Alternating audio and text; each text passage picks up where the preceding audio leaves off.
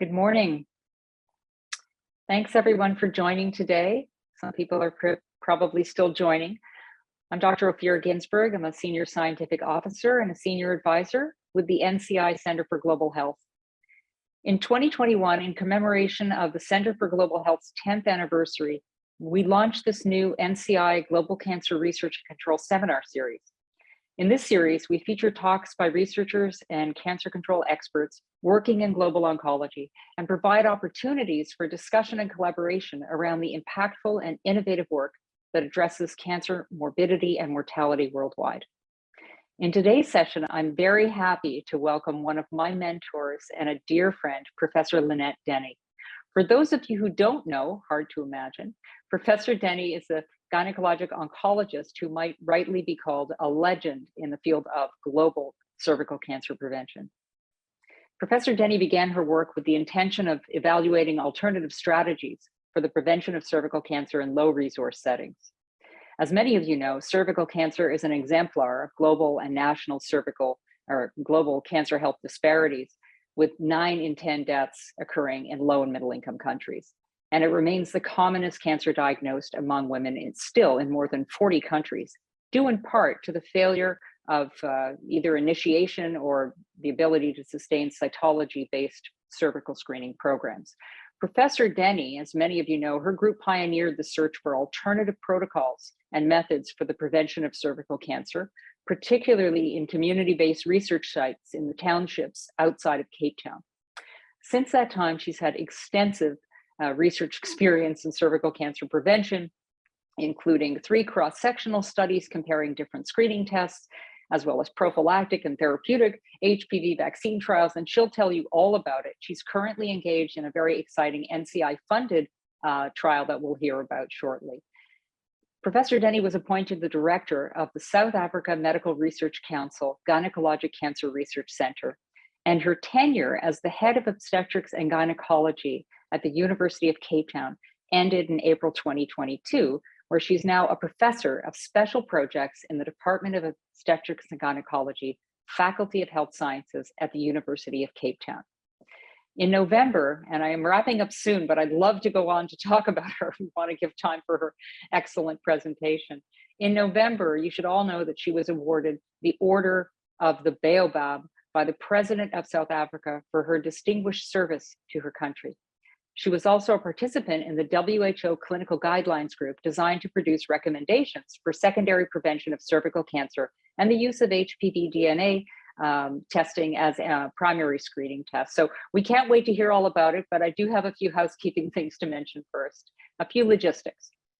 So as a note, today's presentation is being recorded and will be available on our website at cancer.gov/global health. You can find information about future presentations on our site and by following us on Twitter at NCI Global Health. Questions will be addressed during the designated Q&A time, and we will have a lot of time for that following the presentation. During that time, you can either use the raise hand feature under the reactions part of the Zoom and wait to be called on, or you can type your question in the chat box. If you are called on, please unmute yourself and ask your question. And now we'll begin our presentation. Welcome, Professor Denny. Thank you so much, Ophira, for that really generous and kind introduction. And it's wonderful to meet all of you in cyberspace. Our lives have really transformed. And it's great to be able to be in Cape Town and to speak to you at the NCI, who so generously fund our work.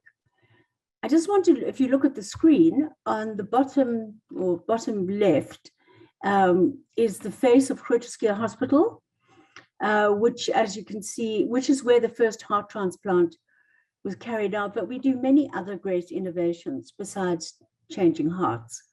And then on the bottom right, you'll see that is our site, which Ophira has visited with me. Those are secondhand shipping containers, which we've had for many, many years, and we keep renovating.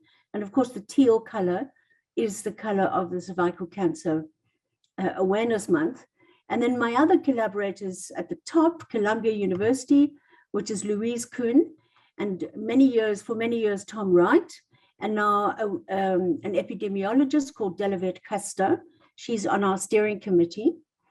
Obviously, the University of Cape Town, which I represent. And then in the middle is the Groote Schuur Hospital, which has been a huge support to all of my work, both clinically, service-orientated and research, and the Western Cape government. And we're about to enter into negotiation, in fact, straight after this meeting, with the Western Cape Department of Health to discuss implementation of screen and treat. And I, of course, am a member of the Faculty of Health Sciences. We can go to the next slide. So I'm not going to give you too many statistics. You all know about Globocan, and you can access all this information at the top of, at the top of a hat. The cancer in 2020, from a global perspective, there were estimated to be 19.3 million new incident cases of cancer and 10 million deaths. And it's important to realize that these are estimates, because good quality data on incidence, prevalence, and mortality from cancer are extremely poor, particularly in the global south, where I come from. Next slide. So this is a picture of cancer in women. Again, estimates in 2020, and you can see that breast cancer was the most common cancer diagnosed in women, followed by colorectal, followed by lung. Click, please. And cervix. So just over 600,000 women died from cancer of the cervix globally, which is about 6.5% of all cancers in women. Of course, the most frequent cancer is unknown and with no actual diagnosis, about 3.5 million. Next slide. And click. And I'm sure you've all seen this graphic a million times. The dark areas represent very high incidence. You can see in India, most of sub-Saharan Africa, and large parts of Central and South America. And cervical cancer is the most common cancer in 23 countries, and the second most common in 61 countries. Next slide. This illustrates, click, this illustrates the number of deaths amongst women of all ages, and it very much obviously mimics the number of incident cases. And it's the most common cause of death in 36 countries. Next slide, please. So this is where I work. This is the view. In fact, we've moved to the other side of our compound, but this was our view for 20 years. And it still looks like that, despite the fact that in Khayelitsha, which has a very, very interesting history and would be wonderful to speak about one day, but Khayelitsha was part of a renewal program, and politicians got votes because of saying that they were going to do this. And, I don't see much renewal. These people do not have electricity. They do not have sanitation. They do not have refuse removal. And it's women who live under these conditions that access to healthcare services, early detection are really just non-existent. And hence the incident rate of cervical cancer amongst, for example, Black South African women is approximately 30 per 100,000 women, compared to about 8 to 10 per 100,000 white women. So the legacy of the disparities from the apartheid regime and approximately 350 years of colonialism, 300 years of colonialism, it is, sorry, I just get some mad notification there. Despite that, the so-called liberation 27 years ago, the lives of many, many people have not improved. Next slide. The total population of sub-Saharan Africa in 2020 was guesstimated again to just over 1 billion people, with just over 800,000 new cases of cancer in men and women, and this is the important statistic here, the number of cancer-related deaths was over 500,000, with a case fatality rate of 65%. And that's perhaps the most important message from this particular slide.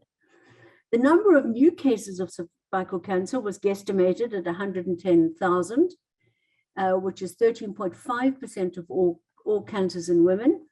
And the number of deaths from cervical cancer was over 70,000.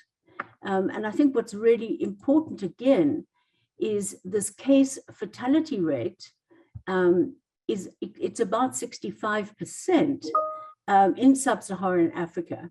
And the equivalent in a more northern world would be about 56%. Still quite high, but much lower than in sub-Saharan Africa. Next slide, please. And a click. Important point from this slide is to look at the fact that the age standardized incident rate of breast cancer is nearly 40 per 100,000, compared to 23 per 100,000 of the cervix. But if you look at, 19%, I should have said, for breast, and 22.6% incidence for cervix. But the mortality rate from cervical cancer was 35% compared to 40% or 40 per 100,000 in breast cancer. So more women die from cervical cancer, despite it not being the top cancer amongst women. And this leads to all sorts of issues that include health systems, social determinants of health, access to healthcare, and again, very, very low incidence of early detection, which I'll show you from data from my institution. Next slide, please. So these are data from 1984 to 2000. We have a very detailed gynecological cancer database.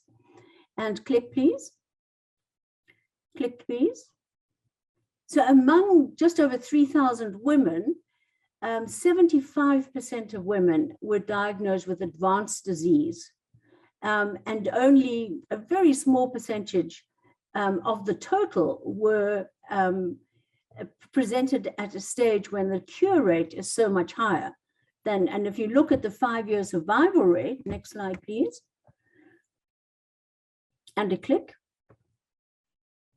And amongst our patients, where they had full access to radiation or chemoradiation, depending on what we were treating them with, was 25%, with a 27% 5-year survival rate, which is dramatically lower than you would find in northern countries, where the 5-year survival rate is for stage 3B is around 60% compared to 30%. And we've looked at other cohorts that we have collected data on, and this is quite a constant finding.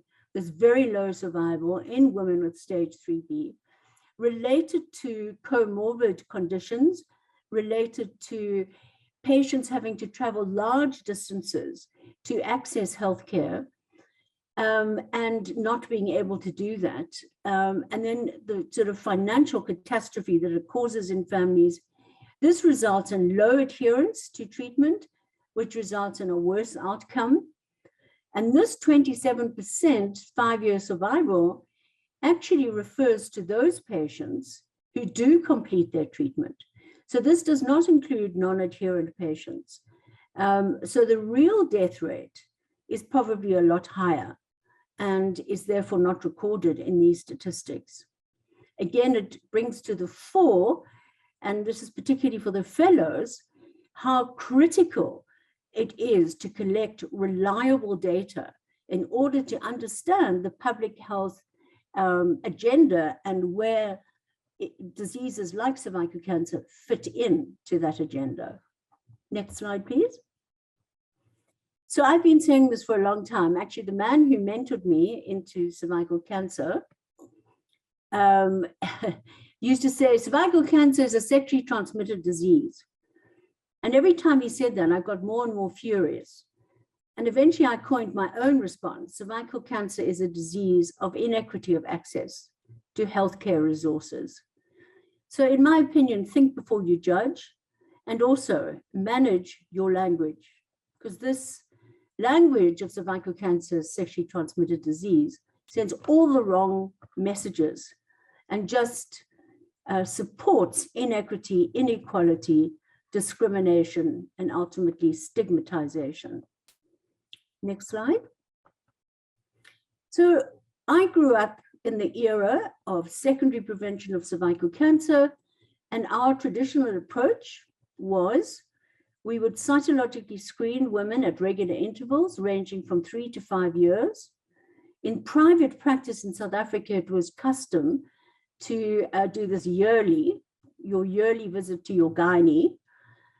Organized programs have a system of call and recall of women for repeat smears, and that's how it works in the UK. Women with abnormal smears are referred for colposcopic assessment. At colposcopy, directed biopsies are taken of lesions identified for further histological assessment, or treated based on a combination of cytology and colposcopy diagnosis, which we call see and treat, as opposed to screen and treat. Next slide. Treatment was performed usually in the clinic under local anesthetic, and I was the first generation of colposcopists in our institution to use LEPS, large loop excision of the transformation, or as known in the US, LEAP. So this process requires at least 4 clinic visits. It requires long-term follow-up post-treatment to detect recurrence or persistence of disease, which in an HIV-negative population is about 15% at 12 months, and in an HIV-positive is somewhere around 50%, if not higher. Now, this process requires high-quality laboratories with good built-in quality control, functional referral systems, trained clinicians, access to healthcare facilities, and information systems that are linked to cancer registries. Next slide. I just want to briefly make a detour into HIV. As you know, South Africa is one of the countries most hardest hit by HIV, and the SADC countries, that's the Southern African Development countries, really carry the largest burden of HIV positive women. And we know amongst these women, women living with HIV, there's a much higher incidence of HPV infection, persistent HPV infection with high-risk types, infection with multiple types of HPV, cervical cancer precursors, greater failure rate of treatment, and they have a higher incidence of cervical cancer.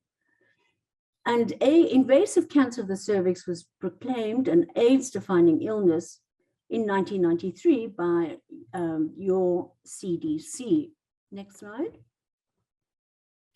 So I want to tell you about our research, and just to give, I haven't put it all in because I'd probably bore you all to death, but we started in 1995 in Khayelitsha in a caravan that had been specially adapted to create an examination room.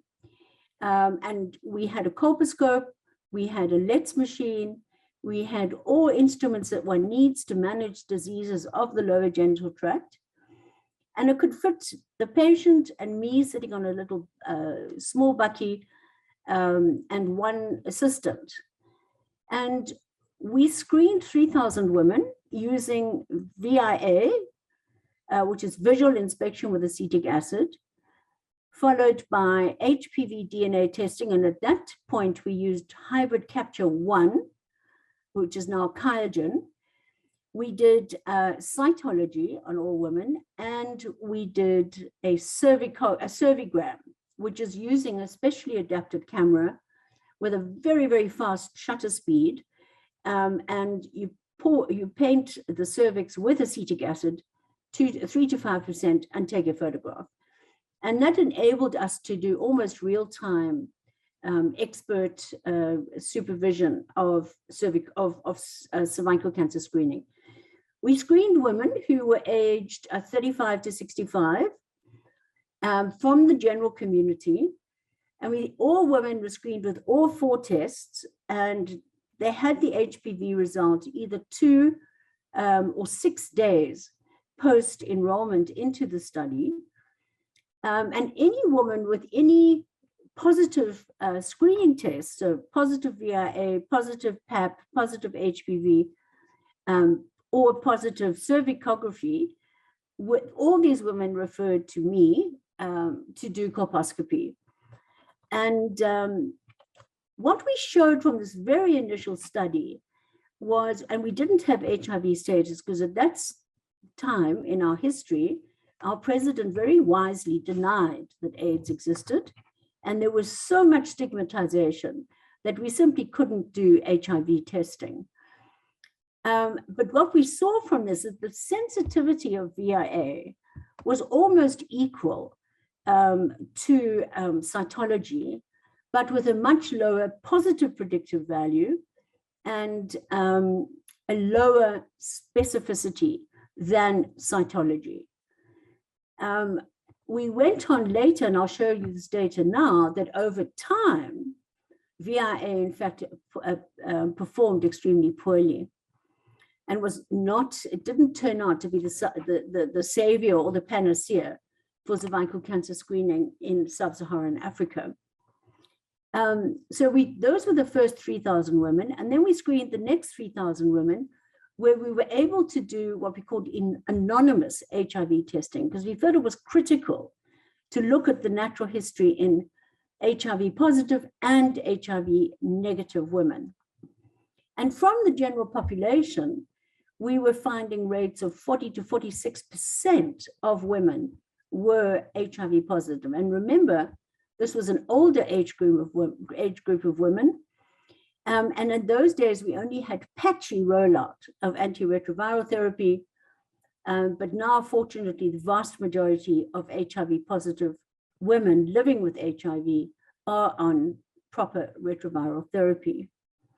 So that study showed the differences between HIV positive and HIV negative women, and it alerted us to the high sensitivity. We converted at this point to hybrid Capture-2. But as you know, hybrid Capture-2 is a well-based test. And although accurate and an excellent test, it still has to be laboratory-based. So we asked ourselves the question, would it be reasonable to screen women with a point-of-care test and treat them at the same time, on the same day, at the same visit?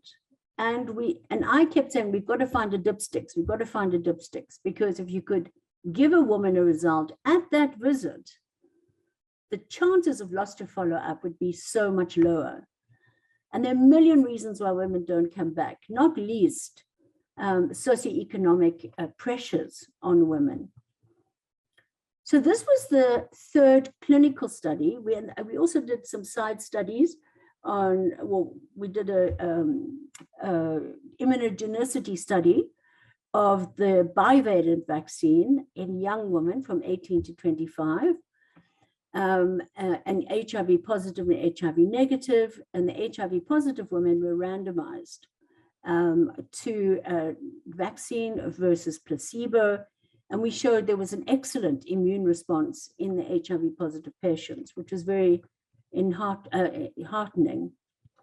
So our biggest trial was the Cape Town Screen and Treat study, which I also call it the Kyleacher Cervical Cancer Project, which is KSCCP, which I will use from here on. This was a large randomized clinical trial that screened just over 6,500 unscreened women who'd never had any form of cervical intervention, who were 35 to 65 years of age, who lived in Khayelitsha, as I explained to you, which is a township 20 kilometers outside the center of Cape Town. We found actually that 14% of women were HIV positive at baseline. And when we later did HPV typing in women aged 18 to 34, that rate went very much higher, to around 46%. So we wanted to compare HIV prevalence and CIN in both HIV negative and HIV positive women. The reference is at the bottom of the slide. Next slide. Can we click? So this is our logo, which was designed by a 6-year medical student for absolutely virtually no money. And the slogan was designed by my PA at the time, who is an isiXhosa speaking woman.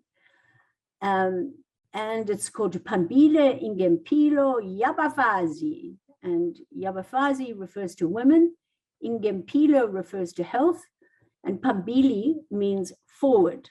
So that's our slogan, and we have T-shirts and various other memorabilia in honor of the women who research participants. Next slide. So this is just some anecdotal stuff. On the top slide, on the left, you can see Rakia, who is my lead clinician. Next to her is our data capturer, and behind her is Roz, who has been in studies with me for about 20 years. Rakia and Roz do all the colposcopies. And after we got the NCI grant, and fortunately put in a line budget for renovation, and we were able to build what you can see on the bottom, we actually were able to build in a new cold room, a staff room, and 2 toilets. We never had our own toilets. So it's been like a huge celebration. And the patients are so delighted because they don't have to go into the clinic. And sitting in the bottom corner are some of my patients from the previous studies and our old secondhand containers. But as you can see, we've grown up since then. Next slide. This is our cold room. So even in a small space, this is 3 by 6 meters. I don't know what it is in foot and inches, but 3 by 6 meters.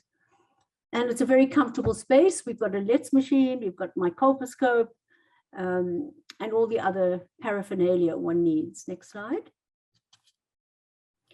So I'm just going to give you some data. So this is the HIV prevalence, high risk, HPV prevalence, sorry, in HIV positive and HIV negative women. And you can see that at all age groups, in the yellow bars, there's a much higher incidence of HIV in the community of women that we screened. It does go down a bit in women aged 60 to 65, but at least a quarter of these older women were infected with high-risk HPV. Next slide.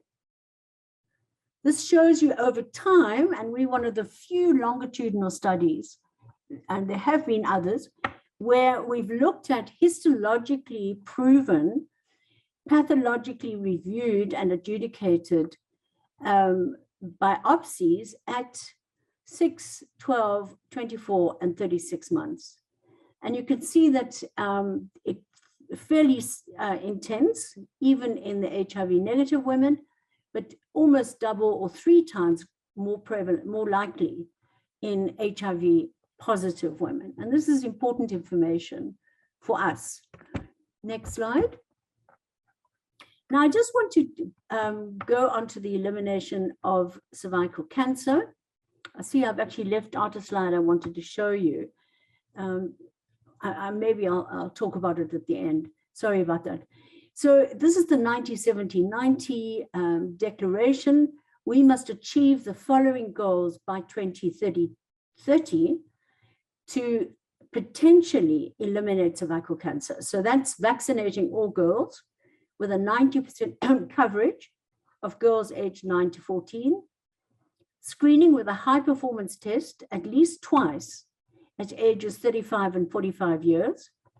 We're going to aim for coverage and for 70% for coverage of screening, and going to the third branch, which is cervical cancer treatment for 90% of affected women.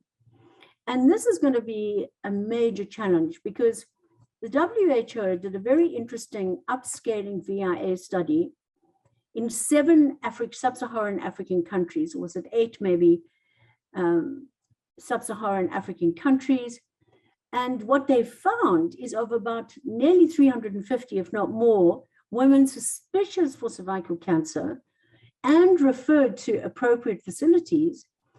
Very few of those women, in fact, I think the total was 80, had a biopsy because they could not afford to pay for their biopsy performed by that health facility.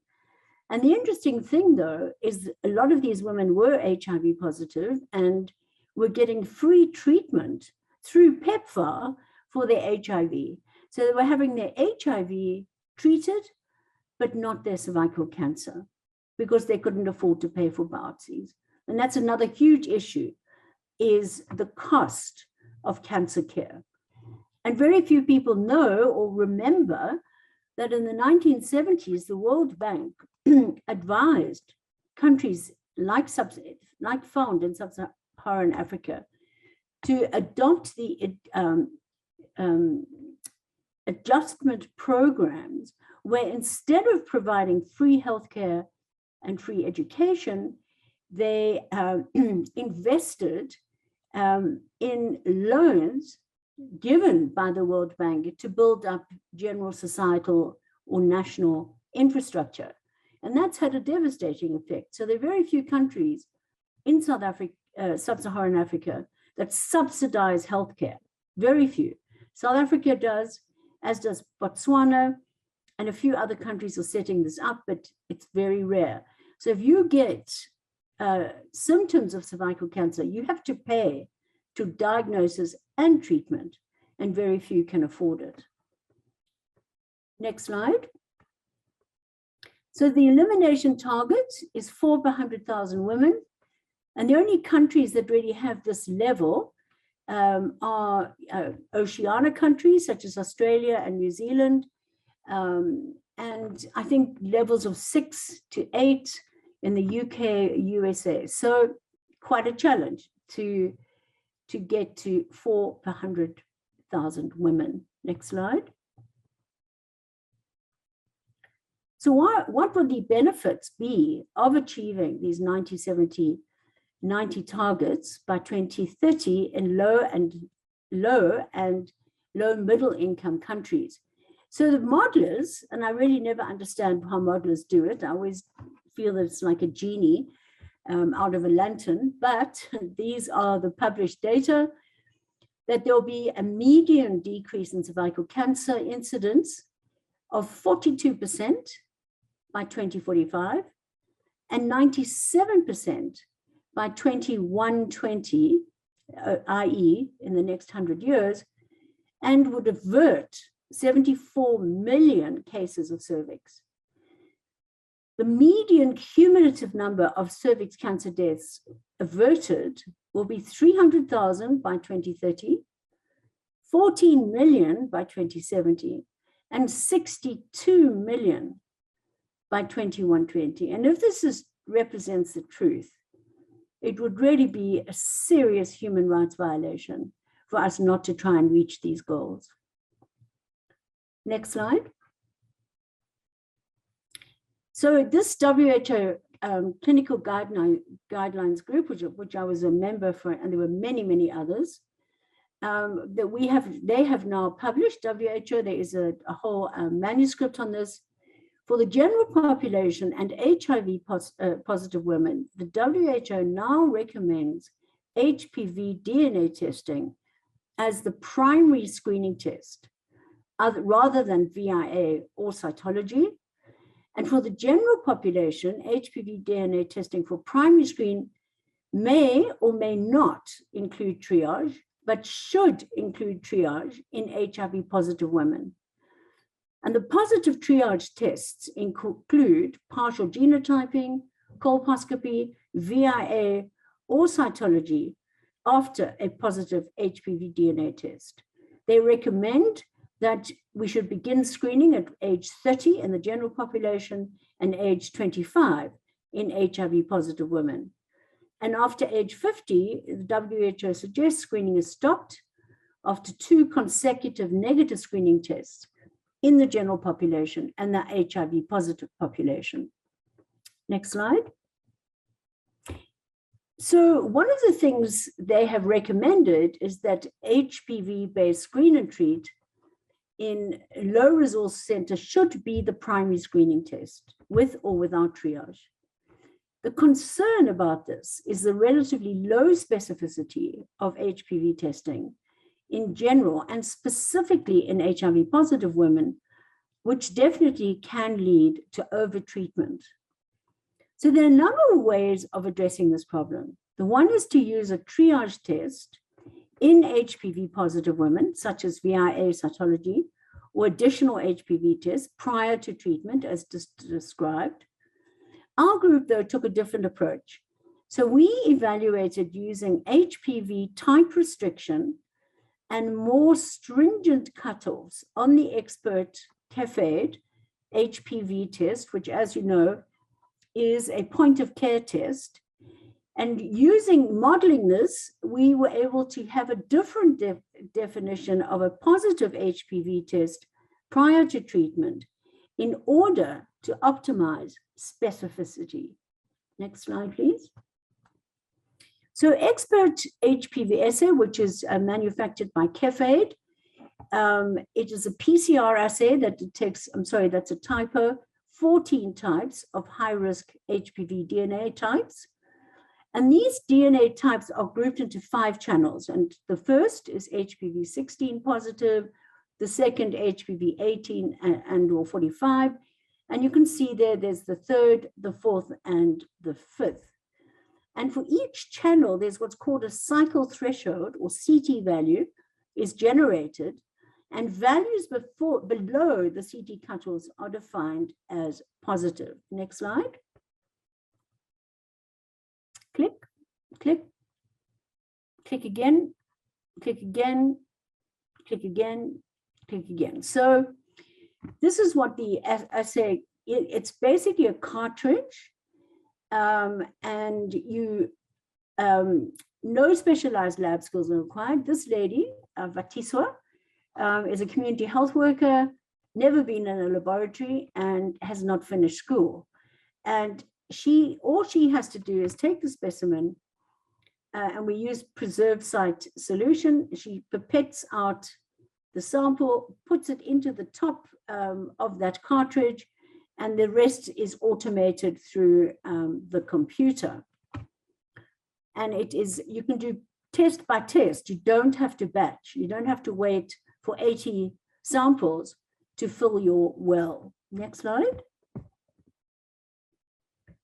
So these are the targeted types, and on the left you can see it tells you the CT value in the first column, and it tells you the results. So you can see this patient was positive for HPV 14 and 45, and the 30s in the P3 column. Next slide. By the way, all of those specimen samples performed by Vatiswa were sent to Cepheid in Sweden, where they retested, and the correlation was extremely high. I think there were only 1 or 2 samples where there was a disparity. So use the way in which our very brilliant epidemiologist, Dr. Louise Kuhn, who did this modification and the modeling, we recruited 1,121 women. These were aged 30 to 65. recruited from our primary healthcare clinics and our colposcopy clinic. Half of them were HIV negative, the other half HIV positive. All women underwent colposcopy and histological sampling with consensus pathology review. Next slide. So this is what we found, that if we ran the test as per Cepheid manufacturer instructions, i.e. all testing for all 14 types, we had a sensitivity of about 64% in HIV positive women compared to 93% in HIV negative, 88%. And specificity, I think I might have just said that the wrong way around. The specificity in HIV positive women was only 64%, excuse me, compared to 87%. And that's a huge difference in HIV negative women. We go down. Next slide, sorry. When we restricted a positive test to only our top 3 portals, which would include those types that you can see at the top, we managed to maintain sensitivity in HIV negative women, and there was very little drop in sensitivity in HIV positive women. However, in HIV positive women, the specificity went up to 70%, just under 70%, and we maintained sensitivity. Next slide. When we optimized these CT thresholds for specific HPV channels, this is what the result we achieved. Most important result is that in HIV positive women, we were able to get a specificity of more than 80%, which is in national screening programs. If that continues in that way, it's likely to make this test extremely attractive, because it will reduce overtreatment due to the very high specificity. And as you can see, that these modifications didn't really change sensitivity. Next slide. Now we've done a study and we're busy with the study. Oh no, sorry, we've completed the study. It's what we call phase 2. And we enrolled 3,062 women aged 30 to 69 years. Sorry, somebody just shut up here. And these women were recruited from the general population of Khayelitsha, of whom 1,300 were HIV positive, 1,700 HIV negative. Overall, 28% of women tested positive for any high-risk HPV type in the 5 channels of Xpert HPV. 530 women met our criteria for a positive test based on our screening algorithm with our restricted genotypes and viral load. Of these women, 484, 91.3%, were assessed as suitable for ablative treatment with thermocoagulation. And this assessment was performed by our our trained research nurses, who also collected the cervical samples. Of these 480 women considered suitable for ablative therapy, 94.6% underwent thermocoagulation on the same day, and 26 women received their treatment within 2 weeks of being screened. And I was absolutely amazed by this, that such a high proportion of those women were prepared to stay, because remember, you come the test, you have to give out all your demographic questionnaire and your medical history, and then there's an examination, and after that you have to wait an hour to get a result. And I don't know if I actually included it in the, can you just click the next slide? No, go back one. I somehow didn't include this slide, But we also took a note of when patients arrived and when they received their HPV result. And the average time was 1.5 hours. Then you need to add an extra 30 minutes if women needed treatment. So that's not too bad. And most of our women, I mean, we have a room, we now have a television, we have a toaster, and we have a kettle, we provide sandwiches, and it's a great way of increasing awareness and knowledge as my staff interact with those patients who are waiting. So the majority of patients, when we've questioned them about the acceptability, and I think we all do acceptability in an incredibly superficial way. So I'm not happy that this is the truth, but it seemed highly acceptable to most women. And in this study, which we're busy, I'm actually just about finished with the manuscript, we found that at the 6 and 12-month visit, when we asked about complications of treatment, there were no serious adverse events, one or very few adverse events requiring any intervention, either at 6 or at 12 months. There also, which we'll be publishing soon, was a significant reduction in HPV prevalence among both HIV and HIV-positive and HIV-negative women at 6 and 12 months. And we'll give you this information shortly. So I'm sorry, this has been a very long talk for you. Next slide. So we're going to conclude. I think molecular testing for detection of high-risk HPV is without doubt the future.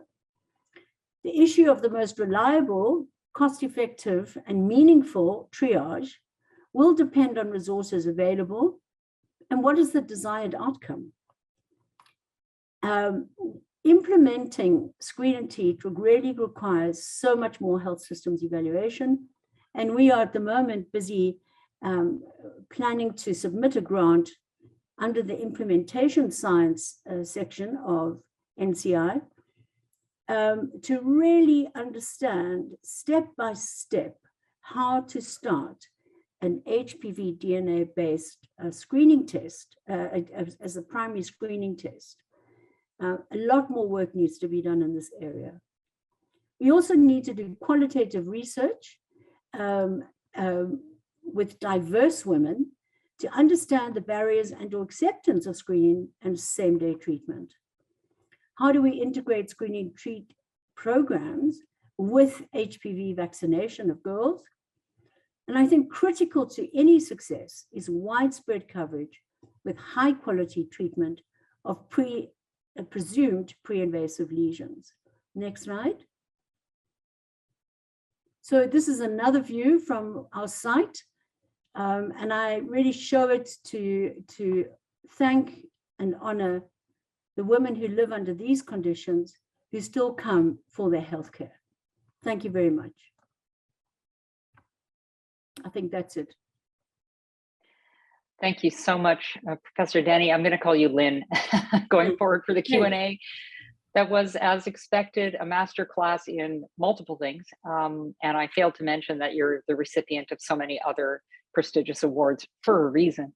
I'm sure many of you have questions. We've got just about 10 minutes. I see a few questions now in the chat, but I'm going to take the privilege of asking you the first one, which is maybe the toughest one. If you could wave a magic wand, what would be your message to global funders and heads of state, multilaterals, et cetera? And you've worked with WHO, you've worked alongside many governments that would help all countries get to those targets by 2030. What would be sort of your key message? You know, as you were speaking, Fiora, I immediately thought of Mahoud Fatala, who was this great obstetrician gynecologist and was head of FIGA for many years. And he said, women are not dying from diseases. Women are dying because society has not yet decided that their lives are worth saving. And I think that this is a highly gendered political story. I mean, as one of our cytologists said to me, a very passionate, slightly crazy woman, she said, if men got, penile cancer and we could just do a little test and make it all better, it would be compulsory. So I think it starts at that point. Society has to recognize and understand that you've written a lot about this, that women who die prematurely from whatever disease, it has a devastating domino effect on our societies. And I know you did work in Bangladesh, which showed, and it's now been published, that children whose mothers die before they're 10 years of age have only a 25% chance of being alive at 10 years. Now, that's a devastating figure. Mm-hmm. And then you and others have written about the investment in cervical cancer, that if we do save these women's lives by preventing a preventable disease, we're not asking for magic here. We're not asking for 1 million mammograms. We're just asking for a test that is reliable and accurate, and if treated, prevents cervical cancer. We know that. The science is over. We are now moving into the implementation phase. We don't have any more questions, or I don't. I just want to know, how do you make it work?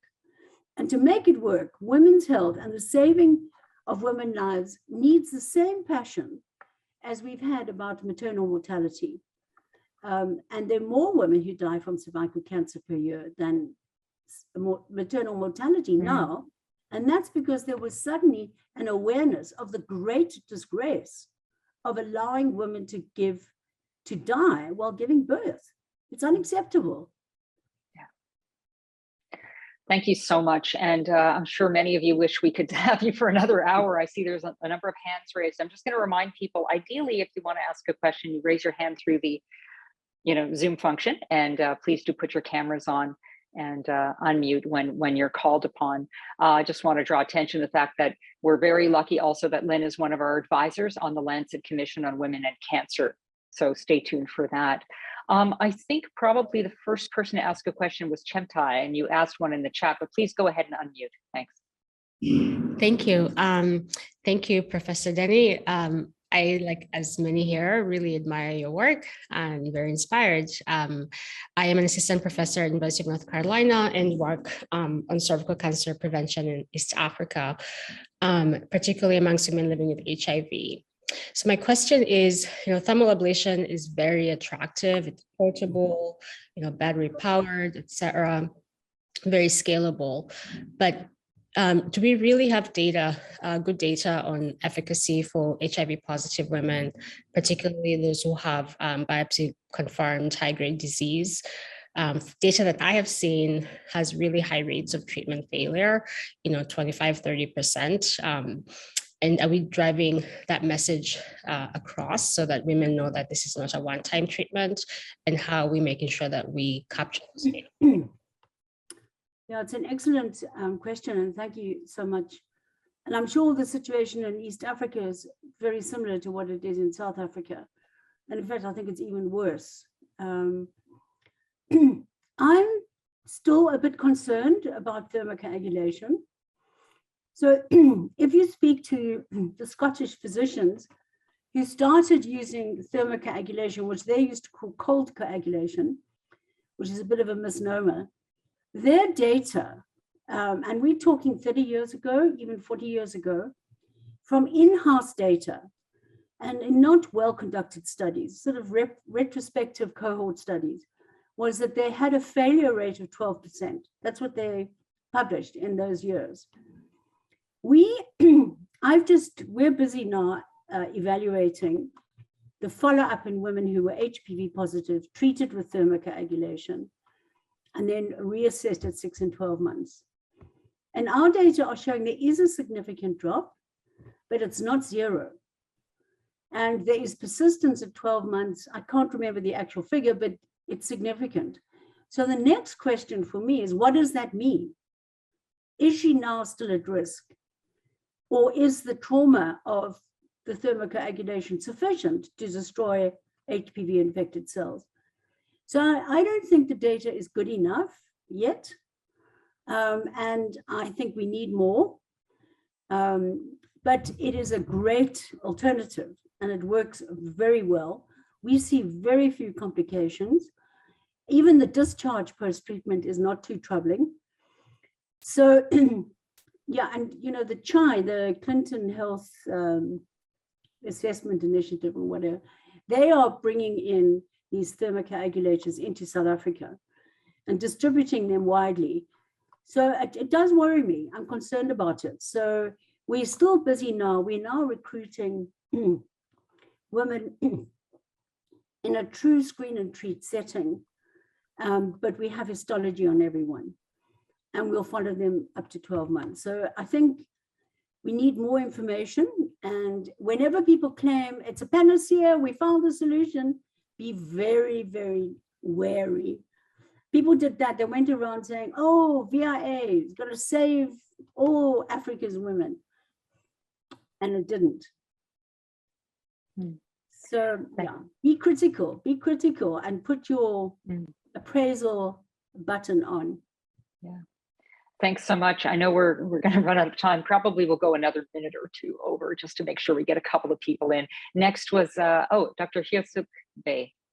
Please go ahead. Thank you so much. Thank you, Dr. Denny. My name is Hyosuk Bae, and I'm a postdoc fellow at NCI Center for Global Health. And also my background is gynecology oncology. So I understand this resistance toward dermal ablation, but also, there's currently that's the best we can do in low resource settings. So my question is how can you make the balance? On your previous slide, we definitely could see the incidence of cervical cancer might be decreasing, but still the mortality case is high. So I think really identifying the cancer patient in early stage and provide timely treatment looks like the key. And then do you have any data in clinical dermal ablation, one-time visit treatment, and then when they transfer to other tertiary clinic, maybe in South Africa, what is the distribution of the stage? Can we still identify treat the patient in early stage, or are they maybe a little bit advanced stage? Do you have any insight you can share? So I don't know if you saw in the beginning of my talk, I just showed you the stage distribution amongst just over 3,000 women treated in our gynae cancer unit. And 75% of patients have advanced cervical cancer. And that's been true despite having done millions of pap smears in South Africa. So there is a failure there's a huge chasm between screening and patients getting appropriate treatment. There's a huge delay at health systems level, also with the use of alternative healers and non-medical, non-Western healers, and they believe and try that kind of medication before coming to us. Yet we have always had an attitude of collaboration with traditional healers and respect for what they do and work together, and no judgment or you're inferior, we're superior. I mean, that sort of arrogance is just very patriarchal, and we don't like patriarchy when it comes to cervical cancer. Wow, I'd like to say that's a great way to end, but I did promise that Eric Suba had his hand up. Can I just read your question quickly, or do you want to just really, really quick? Really, first, Lynette, it's great to see you. Hi, in Eric. that little box. And I just wanted to ask, the elephant in the room with HPV screening is affordability. Nobody seems to be talking about that. The WHO strategy wants 70% of women in LMICs to be screened with an HPV test by 2030. How is that even possible? Yeah, it's terribly aspirational. And I don't think that the company that holds the whatever for point of care HPV DNA testing is ready to drop its price. So we used to think that if there was a greater volume and a greater demand for the test, the price would come down. So yes, it is the elephant in the room, and we buy our own HPV tests. In my study, we bought our own machines, but there are 250 facilities in South Africa that can do TB testing using the Gene Expert. So we would only have to pay for the cartridge. We wouldn't have to pay for many places. We wouldn't have to buy the machine and the computer, which add considerably to the cost. But you're absolutely right. I mean, HPV is also not a panacea. It's just a test that performs better than visual inspection. And I mean, there's some days I wake up and I think, come on, let's forgive the PAP and let's go back to cytology. I do feel that sometimes, you know. Yeah, I think maybe more thinking along those lines would be very productive. Yeah, I know your position, Eric, and Yeah. I've always respected what you say. And I am not taking I'm looking at the data that we have accumulated over 27 years. And that's how long we've been working in Khayelitsha. And we're still going, and we're still doing new stuff, like looking at automatic visual evaluation, AVE, looking at different methods of screen and treat.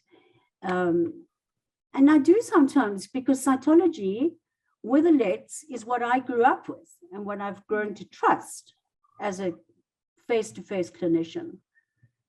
But we have to think globally and about equity and access. I think that's a great place to wrap up. I apologize for cutting people off, and there's so much more in the chat also. I encourage you to reach out and continue this discussion offline. That really does have to conclude our session today. A very special thank you to Professor Denny and to all of you for joining us. Please don't forget for the next session with Professor Rajagopal, who will discuss palliative care research in India, and for our remaining amazing 2022 lineup. And once again, visit our website, cancer.gov/global health, to find additional info about upcoming sessions, past recorded sessions, also funding opportunities, events, news, etc., and more to follow from the NCI Center for Global Health. Thanks so much, Professor Denny, and to all. Bye-bye. Thank you so much. U.S. Department of Health and Human Services, National Institutes of Health, National Cancer Institute, cancer.gov, 1-800-4-CANCER.